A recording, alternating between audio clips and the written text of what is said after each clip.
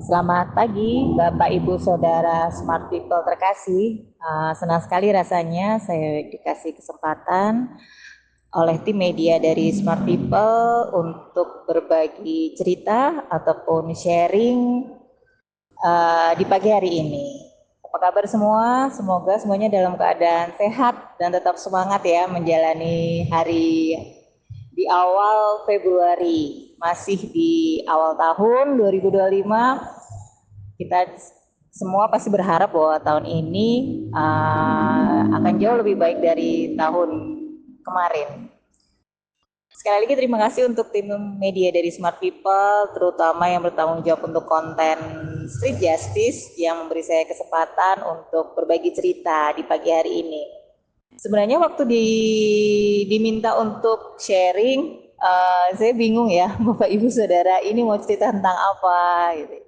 Tapi oke lah, nggak apa-apa. Mungkin ada beberapa hal yang bisa saya bagi kepada Bapak Ibu Saudara di Smart People.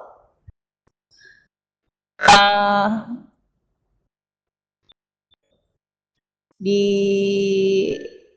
dalam menjalani hari, tentunya setiap pagi perlu satu semangat baru ya Bapak Ibu ya.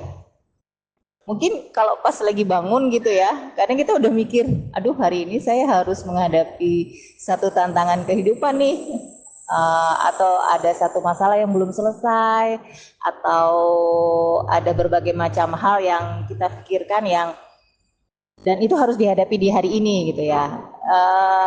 Tentunya kadang-kadang bikin pagi itu rasa-rasanya berat. Berat untuk bangun, berat untuk melek mungkin ya. Tapi satu hal yang saya boleh belajar Bapak Ibu bahwa diperlukan satu semangat ya untuk bisa menjalani. Jadi kalau pagi-pagi itu biasanya kita bangun mood nih, kita bangun semangat baru nih untuk bisa menjalani sepanjang hari ini dengan baik. Ya kita nggak tahu siapa yang terjadi di hari yang kita jalani, bisa baik, bisa buruk, atau apapun itu ya. Tapi saya sih selalu mencoba gitu ya untuk pagi tuh bangun gitu kan. Oh ya udah nih dikasih hari untuk Tuhan untuk saya hadapi. Entah apapun yang terjadi, tapi saya harus bangun mood nih. Saya harus bisa semangat menghadapi hari ini gitu. Karena kalau misalnya bangun gitu dalam keadaan mood ataupun suasana hati yang nggak enak, biasanya tuh sepanjang hari jadi nggak enak gitu loh. Ini cuma sharing receh aja ya Bapak Ibu Saudara ya. Jadi kita ingat bahwa mungkin di dalam Alkitab juga ada tertulis bahwa hati yang gembira adalah obat, semangat yang padam keringkan tulang. Ya benar sih bahwa apapun yang mungkin akan kita hadapi, kalau kita punya satu semangat, kalau kita punya satu vibe positif gitu, ya hari itu akan semoga bisa kita jalan dengan baik. Saya percaya bahwa penyertaan Tuhan itu sempurna untuk setiap hari-hari kita. Mungkin ada satu kondisi-kondisi yang kita tidak inginkan atau kondisi-kondisi yang tidak kita harapkan terjadi, atau ada satu situasi yang mungkin berat untuk kita, atau ada sesuatu yang harus kita hadapi, entah itu tantangan, entah itu masalah gitu ya. Tapi saya percaya bahwa penyertaan Tuhan sempurna. Jadi kalau kita sudah serahkan sama Tuhan, ya biarkan aja dia yang berotoritas. Mungkin bahwa caranya dia atau dia ngasih jalan ke kita tidak sesuai dengan apa yang kita mau atau apa yang kita pikirkan atau jauh dari ekspektasi kita. Tapi kalau itu semuanya dari Tuhan, harusnya ada satu damai sejahtera yang boleh kita rasakan di hati. Walaupun itu mungkin nggak sesuai dengan mau kita ya. Kadang mau kita tuh ya maunya semuanya cepat selesai, semuanya cepat beres gitu kan. Tapi kita perlu belajar tentang step-step proses proses penyelesaian yang sesuai dengan kebenaran firman Tuhan. Bahwa segala sesuatu itu tidak serta-merta instan, tapi segala sesuatu itu harusnya berproses. Sedikit cerita Bapak Ibu Saudara bahwa saya menghadapi satu kalau boleh dibilang keluar dari zona nyaman gitu ya. Keluar dari zona nyaman di umur yang tidak muda. Ya. Jadi saya harus bergelut di satu bidang yang belum pernah saya kerjakan sebelumnya. Jangankan belum pernah, ini aja nggak pernah saya bayangkan akan saya kerjakan. Dan dulu saya agak skeptis gitu loh, skeptis bisa ngejalanin bidang ini dengan apa ya, dengan baik nggak ya gitu kan. Tapi seiring proses berjalan, ketika kita mau untuk berserah dan dibentuk dan diproses, ya segala sesuatunya berjalan dengan lancar ya. Mungkin nggak sempurna menurut ukuran kita sebagai manusia. Tapi ya hari demi hari saya mencoba untuk menikmati gitu ya. Walaupun dalam perjalanannya ya nggak segampang itu ya ngomongnya menikmati ataupun oke-oke aja atau PPC yang nggak, pastinya banyak tantangan, banyak hambatan.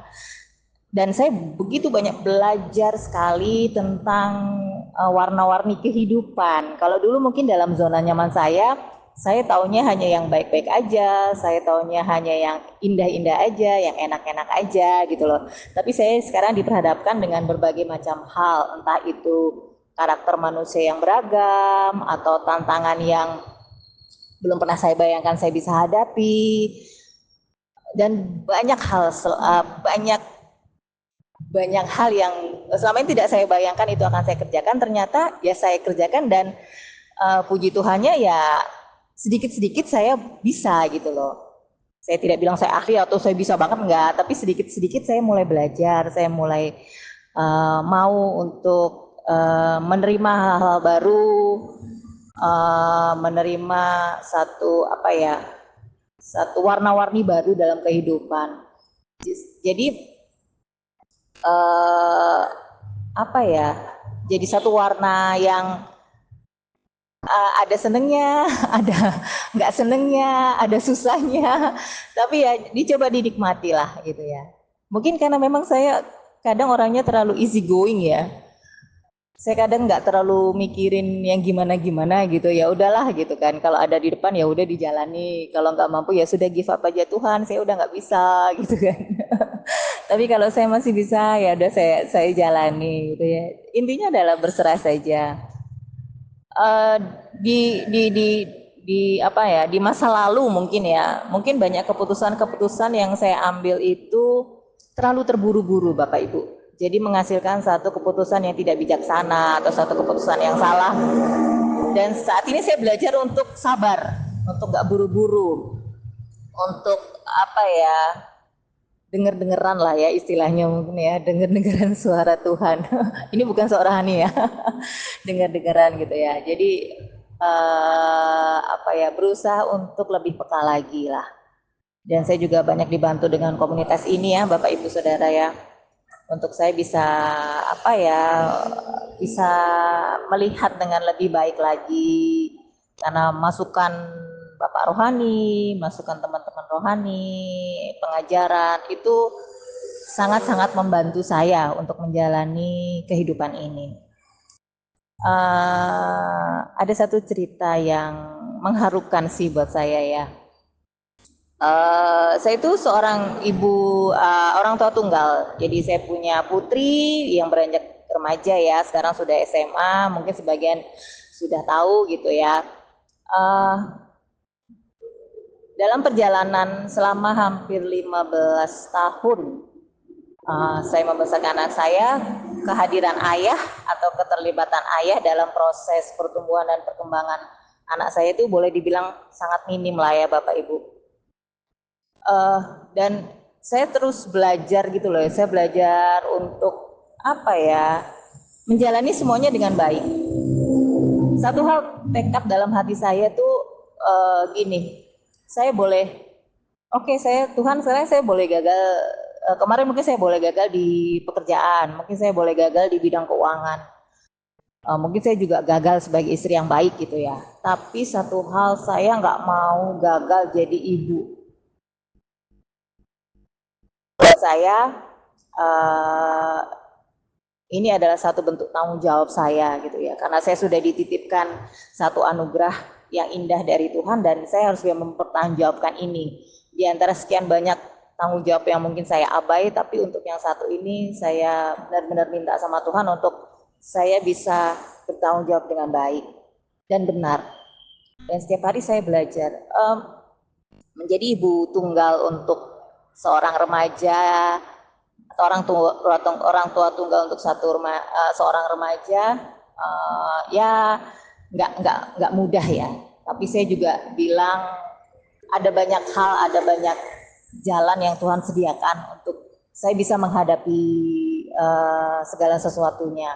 Mungkin saya masih banyak salah ya Bapak Ibu, tapi saya tetap mau belajar lah, tetap mau ya dikritik. Ya kadang sih kalau dikritik atau ditegur tuh pertama-tamanya pasti rasanya nggak terima ya. Tapi kalau kita boleh menelaah, kita mendalami lagi, ya memang kita harus dikritik untuk bisa menjadi sesuatu hal untuk membuat kita menjadi lebih baik lagi. Tapi tentunya kritikan yang membangun ya, bukan kritikan yang menghujat, mungkin menghina, mendiskriminasi atau apapun gitu ya.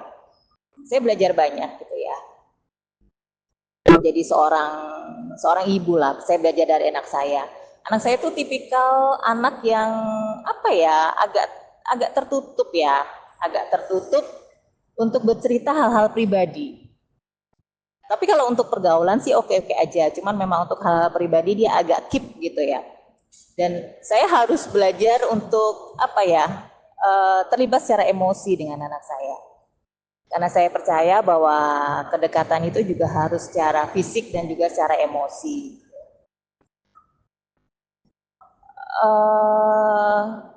Berusaha untuk menjadi tempat sandaran yang baik untuk anak saya, karena saya merasa bahwa anak saya cuma punya saya tok gitu loh saat ini gitu loh. Kehadiran ayah mungkin belum terlalu belum terlalu full lah, belum terlalu sempurna tanda kutip ya. Jadi saat ini istilahnya anak saya itu hanya punya saya sebagai orang tua gitu ya. Memang kehadirannya itu nggak bisa tergantikan, tapi kan ada satu kondisi yang memang memaksa bahwa memang ayahnya tidak hadir. Ya saya harus bisa sebisa mungkin sekuat tenaga, sekuat tekad dan keinginan saya untuk bisa menjadi orang tua. Saya tidak bilang sempurna lah, tapi yang benar-benar ada ketika anak saya membutuhkan. Ya. Satu waktu kami berbicara dari hati ke hati tentang kondisi keluarga ya. Jadi saya cerita segala sesuatu apa yang saya rasakan, apa yang terjadi antara saya dengan ayahnya.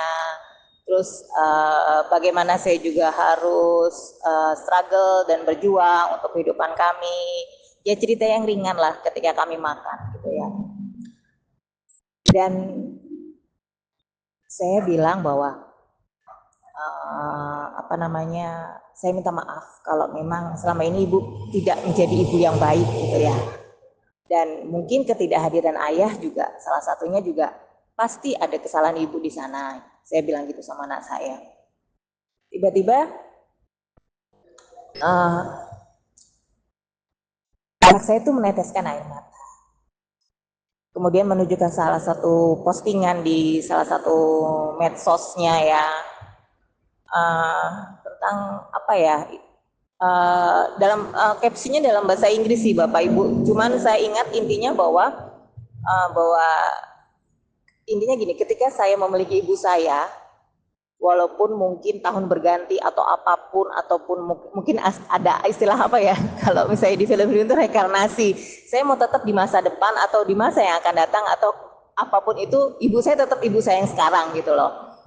Dia bilang bahwa ibu sudah ibu tuh istilahnya ya udah ibu yang terbaik buat saya, versinya dia, ibu yang terbaik gitu kan. Saya sungguh merasa saudara, terharu ya, terenyuh gitu loh dalam setiap keterbatasan saya saat ini gitu. Saya mungkin tidak bisa menyediakan hal-hal yang mewah, yang wah gitu kan, tapi dia masih bisa menempatkan saya sebagai sosok yang penting gitu loh. Walaupun mungkin kedepannya akan banyak sekali mungkin tantangan atau hambatan atau apapun gitu ya dalam saya membesarkan anak saya atau saya menghadapi setiap kehidupan ini. Cuman ini jadi satu semangat saya untuk menjalani hari-hari. Gitu ya.